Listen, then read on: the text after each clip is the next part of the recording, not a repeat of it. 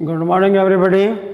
In 12th class, your unit is the haloalkane, and today, in the continuation of their chemical properties, today we have to discuss about the elimination reaction. तो haloalkane जो है वो विलोपन अभिक्रियाएं दर्शाते हैं। ठीक है, आपने 11th क्लास में जो है वो organic reaction, type of the organic reaction पढ़ी होगी। उनमें से एक प्रकार जो है वो होता है आपका एलिमिनेशन रिएक्शन।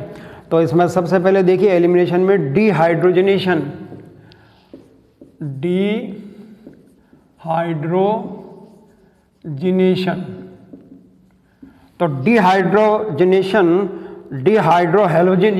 हेलोजिनेशन किस प्रकार से होगा ये, तो इसमें देखिए ये RCH, ये हमारा यहाँ पे X है, ये H है और ये स्पेस ये X हो गया हमारा। इस प्रकार से हमने इसको लिखा है। ये मोनो एल्किल हैलाइड है। तो एल्कोहलिक KOH की उपस्थिति में, ये एल्कोहलिक KOH, तो एल्कोहलिक KOH की उपस्थिति में अब यहाँ पे ये फॉर्मेशन हो जाएगा RC डबल बॉन्ड, ये CHHH और प्लस HX की जगह अब आप यहाँ लिख देंगे KX प्लस H2O। तो इस तरह से ये जो रिएक्शन है ये विलोपन है। विलोपन किसका हो रहा है कि ये HX का विलोपन हो रहा है, इसलिए इसको हम वहाँ पर बोलेंगे विलोपन अभिक्रिया। तो एल्कोहलिक KOH की उपस्थिति में ये जो हेलोएल्केन है ये डिहाइड्रोहेलोजिनेशन रिएक्शन देते हैं। ये एक प्रकार की विलोपन अभिक्रिया होती है। अब इसमें जो एल्किल ग्रुप है, जहाँ तक इनकी रिएक्टिविटी की बात है, तो एल्किल ग्रुप अगर 1 डिग्री से 2 डिग्री और 3 डिग्री की तरफ प्रोसीड करते हैं तो जो हमारा टर्शरी एल्किल हैलाइड है ये एलिमिनेशन को फास्ट देगा। ठीक है, बहुत तीव्र गति से होगी, ये इनकी रिएक्टिविटी है। और जहाँ तक हेलोजन की बात आती है तो हम कहते हैं कि फ्लोरीन से आयोडीन की तरफ बढ़ते हैं तो उनकी रिएक्टिविटी इंक्रीज होती है। कारण क्या है, क्योंकि साइज इंक्रीज हो रहा है हमारा, और साइज के इंक्रीज होने से जो बॉन्ड होता है ये हमारा जो है वो वीक हो जाता है, और वीक बॉन्ड होने से आसानी से वो बॉन्ड की ब्रेकिंग हो जाती है, जिससे कि एलिमिनेशन बहुत इजी हो जाता है। तो सेकेंडरी हैलाइड के अंदर जो है, ये सेकेंडरी हैलाइड के अंदर आप देखते हैं, इसका एक एग्जांपल हम ले लेते हैं। ये CH3 और ये CH3, ये H और ये Br। अब इसको आप प्लस KOH अर्थात एल्कोहलिक KOH से इसकी रिएक्शन दें तो यहाँ एक नया नियम आपको, ये 2 प्रकार के प्रोडक्ट जो है वो यहाँ पर आपको देखने को मिलेंगे। ये आपके 1 2 3, तो इसमें ये CH3 CH2 CHBr, इसको आप CH2 CH3 कर लीजिए। तो ये 4 कार्बन का हो गया। ठीक है, तो 4 कार्बन की स्थिति में अब अगर डबल बॉन्ड यहाँ आता है, एक जो डबल बॉन्ड है वो हमारा इन बिटवीन आता है, तो ये जो है वो तो हमारा बनता है 80% और ये बन जाता है केवल 20%। तो ये सेजफ लॉ हो गया।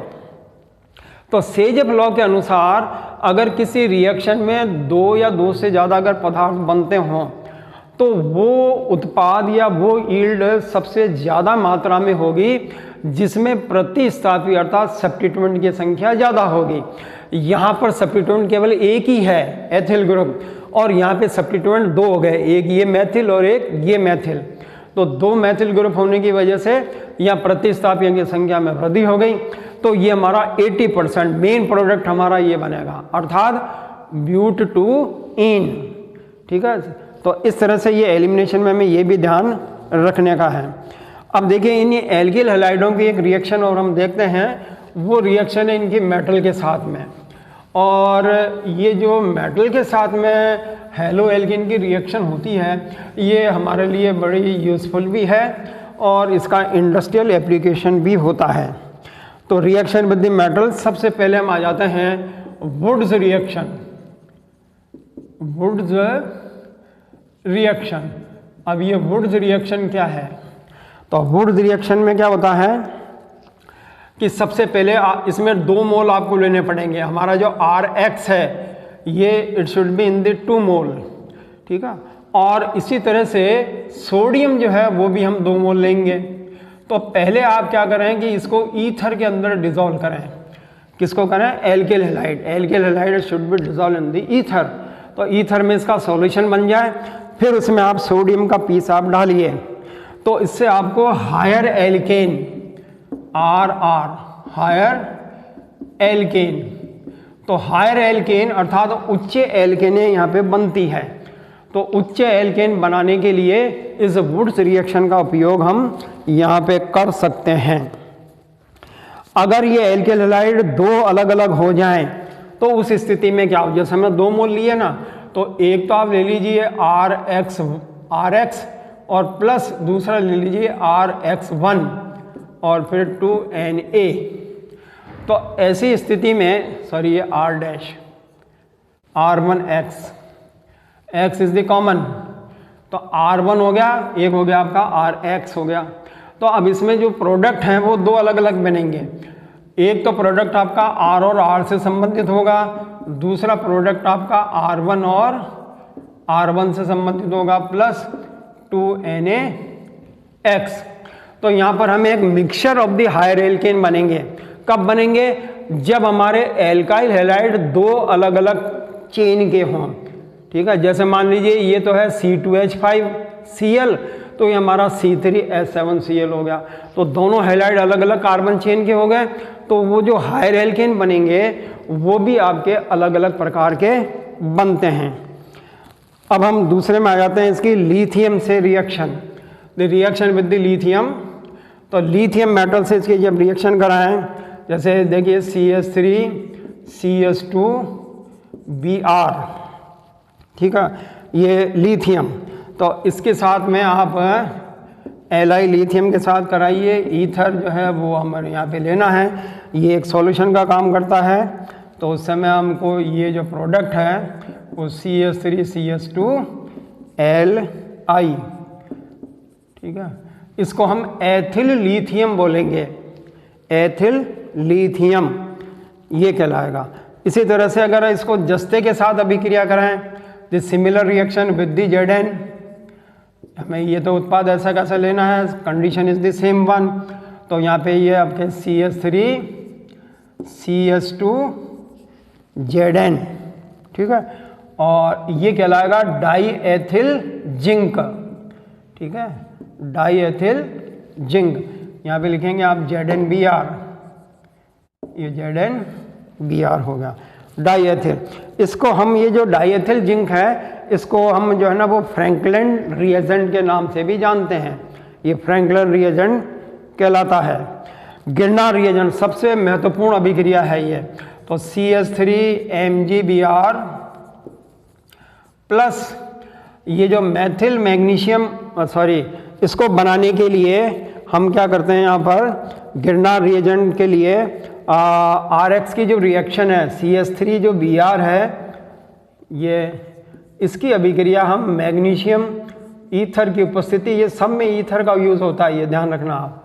तो इससे हमें एक बहुत बड़ा ही महत्वपूर्ण कंपाउंड है मैथिल मैग्नीशियम ब्रोमाइड, इसको हम बोलते हैं गिरनार रिएजेंट। क्या बोलेंगे इसको? गिरनार रिएजेंट।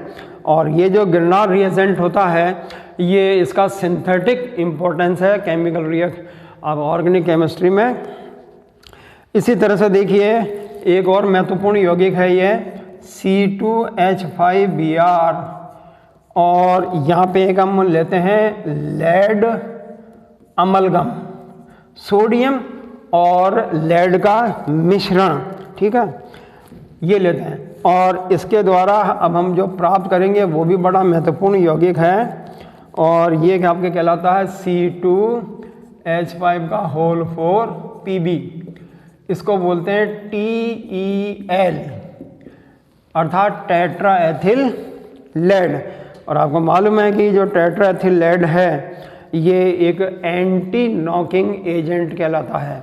ये फ्यूल के अंदर इसका उपयोग करते हैं हम एंटी नॉकिंग एजेंट के रूप में, ठीक है।